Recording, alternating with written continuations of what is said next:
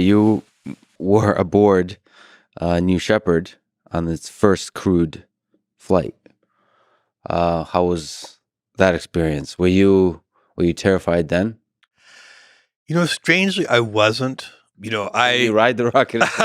It's Less true. nerve-wracking? Okay. I've watched other people ride in the rocket, and I'm more nervous than when I was inside the rocket myself.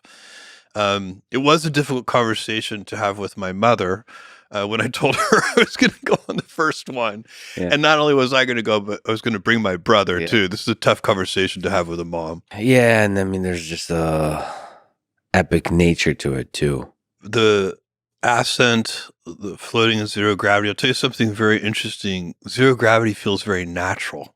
I don't know if it's because we're, it's like return to the womb. You just confirmed you're an alien, but that's I think that's what you just said. It feels so natural to be in zero G. It was really interesting. And then what people talk about, the overview effect and seeing Earth from space, I had that feeling very powerfully. I think everyone did. You see how fragile the Earth is. If you're not an environmentalist, it will make you one.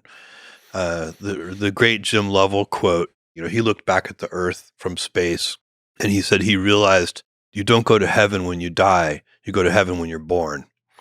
And it's just, that's the feeling that people get when they're in space. You see all this blackness, all this nothingness, and there's one gem of life, and it's Earth. It is a gem.